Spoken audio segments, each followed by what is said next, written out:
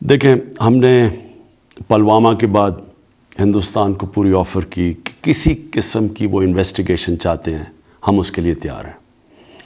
پلوامہ میں ان کی کیجولٹیز ہوئی اور مجھے پتہ ہے کہ لوگوں کو، ان کے لواحقین کو کیسی تکلیف پہنچی ہوگی، کیونکہ یہاں 10 سال سے کچھ 70,000 کیجولٹیز ہوئی ہیں، اور میں 10 سال سے کتنے ہسپتالوں میں گیا ہوں، اور بم بلاسٹ وکٹمز جن کے بازو نہیں ہیں، ٹانگیں نہیں ہیں، چل نہیں سکتے، آنکھیں نہیں ہیں۔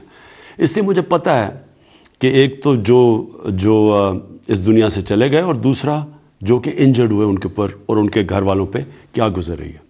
اس لیے ہم نے سیدھا ہندوستان کو آفر کیا کہ کسی طرح کی بھی آپ انویسٹیگیشن چاہتے ہیں، اگر اس میں کوئی بھی پاکستانی ملوث ہے تو پاکستان پوری طرح تعاون کرنے کے لیے آپ سے تیار ہے۔ ہم نے یہ اس لیے کہا کہ یہ پاکستان کے انٹرسٹ میں نہیں ہے کہ ہماری زمین استعمال کی جائے کہیں بھی دنیا میں باہر دہشت گردی کرنے پہ، اور نہ ہی باہر سے کوئی پاکستان کی زمین استعمال کرے۔ تو اس لیے اس میں تو کوئی ڈسپیوٹ تھی نہیں۔ ہم تو جب تیار تھے، ہم جب پوری طرح تعاون کرنے کے لیے تیار تھے، تو مجھے یہ خدشہ تھا کہ اس کے باوجود ہندوستان نے کوئی ایکشن لینا، اور اسی لیے میں نے انہوں نے کہا کہ ہماری مجبوری ہوگی، جب آپ ایکشن لیں گے ہماری مجبوری ہوگی رسپونڈ کرنا، کیونکہ کوئی بھی ساورن ملک یہ کسی ملک کو اجازت نہیں دیتا کہ وہ اس کے ملک کے اندر کارروائی کرے اور خود ہی فیصلہ کر لے کہ اس نے جرم کیا، جج، جوری اور ایکسیکیوشن خود ہی بن جائے۔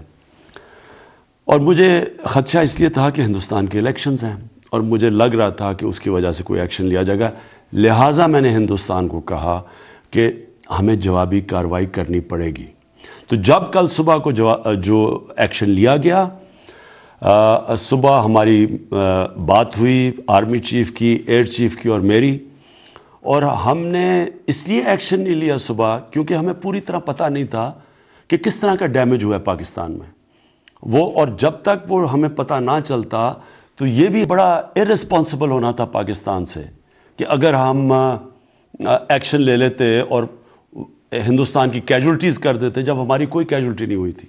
تو لہٰذا ہم نے انتظار کی اور آج ہم نے ایکشن لیا۔ ہمارا پہلے سے پلان تھا کہ کوئی کولیٹرل ڈیمیج نہ ہو، کوئی کیجولٹیز نہ ہو، صرف ہم یہ بتائیں ہندوستان کو کہ ہمارے میں کیپیبلٹی ہے کہ اگر آپ ہماری ملک میں آ سکتے ہیں تو ہم بھی آپ کے ملک میں جا کے کارروائی کر سکتے ہیں۔ صرف اس کا یہ مقصد تھا۔ 2 ہندوستان کے مگز نے پاکستان کی ریٹیلیشن میں بارڈر کراس کیا، ان کو شوٹ ڈاؤن کیا گیا، اور میں یہ بھی آج کہنا چاہتا ہوں کہ پائلٹس ہمارے ساتھ ہیں۔ اب مسئلہ یہ ہے کہ اب ہم ادھر سے کدھر جاتے ہیں، یہ بہت ضروری ہے۔ میں اب ہندوستان سے مخاطب ہوں، یہ بہت ضروری ہے کہ یہاں ہم تھوڑی سی عقل اور حکمت استعمال کریں۔ جتنی بھی دنیا میں جنگیں ہوئی ہیں بڑی ساری جنگوں میں مس کیلکولیشن ہوئی ہے۔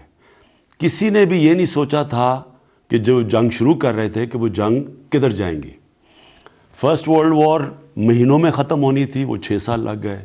سیکنڈ ورلڈ وار میں ایک ایسا وقت آیا، ہٹلر نے سوچا کہ میں روس کو فتح کر لوں، اس نے یہی نہیں سوچا تھا کہ روس کی سردیوں تک شاید ڈیلے ہو جائے اور اس کی تباہی ہوئی وہاں۔ اسی طرح وار آن ٹیرر میں کیا امریکہ نے سوچا تھا کہ 17 سال تک وہ افغانستان میں پھنسے رہیں گے؟